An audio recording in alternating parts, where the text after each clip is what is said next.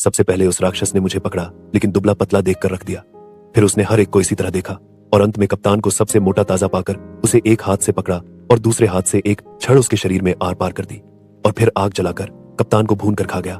फिर अंदर जाकर सो गया। उसके खर्राटे बादल की गरज की तरह आते रहे और रात भर हमें भयभीत करते रहे। दिन निकलने पर वह जागा और घर से बाहर चला गया। हम सब अपनी दशा पर रोने लगे। हमारी समझ ही में नहीं आ रहा था कि उस भयंकर राक्षस से किस प्रकार प्राण बच सकते हैं। हम सबने अपने को ईश्वर की इच्छा पर छोड़ दिया। घर से बाहर निकलकर हमने फल फूल खाकर भूख बुझाई। हमने चाहा कि रात को उस घर में न जाएं, किंतु और कोई स्थान था ही नहीं जहां रात बिताते। फिर राक्षस तो हमें ढूंढ निकालता ही, अतएव हम उसी मकान में आ गए। कुछ रात बीतने पर वह राक्षस फिर आया। उसने फिर हम लोगों को पहले की तरह उठा उठा कर देखा और हमारे एक साथी को अन्य लोगों की अपेक्षा अधिक मोटा ताजा पाकर उसके शरीर में छड़ घुसेड़कर भून कर खा गया। सवेरे जब वह बाहर गया तो हम लोग बाहर निकले। हमारे कई साथियों ने कहा कि इस प्रकार की कष्टदायक मृत्यु से अच्छा है हम लोग समुद्र में डूब मरे, किंतु हम में से एक ने कहा कि हम लोग मुसलमान हैं और हमारे लिए आत्महत्या बड़ा पाप है।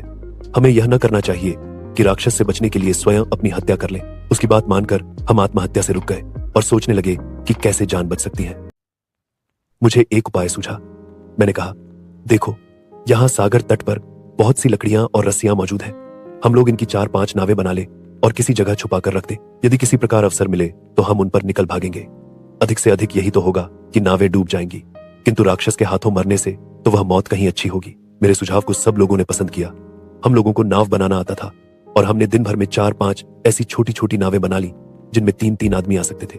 शाम को हम फिर उस घर के अंदर गए। राक्षस ने हर रोज की तरह हम लोगों को उठा उठा कर देखा और एक हृष्ट पुष्ट व्यक्ति को सलाख में भेद कर भून दिया और खा गया। जब वह सो गया और उसके खर्राटे बहुत गहरे हो गए तो मैंने अपने साथियों को अपनी योजना बताई और हमने उस पर कार्य करना आरंभ कर दिया। वहां कई सलाखें पड़ी हुई थी और आग अभी तक खूब जल रही थी।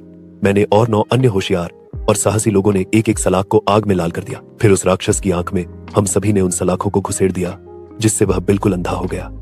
उसने अपने हाथ इधर उधर मारने शुरू किए। हम लोग उससे बचकर कोनों में जा छुपे। अगर वह किसी को पा जाता तो कच्चा ही खा जाता। फिर वह चिंघाड़ता हुआ घर के बाहर भाग गया और हम लोग समुद्र के तट पर आकर उन नावों पर चढ़ गए जिन्हें हमने पहले से बना रखा था। हम चाहते थे कि सवेरा होने पर यात्रा आरंभ करें। तभी हमने देखा कि 2 राक्षस उस राक्षस के हाथ पकड़े अपने बीच में लिए आते हैं जिसे हमने अंधा किया था। अन्य कई राक्षस भी उनके पीछे दौड़े आते थे। हमने उन्हें देखते ही नावें समुद्र में डाल दी और तेजी से उन्हें खेने लगे। राक्षस समुद्र में तैर नहीं सकते थे, किंतु उन्होंने तट पर से ही बड़ी बड़ी चट्टानें हमारी ओर फेंकना शुरू किया।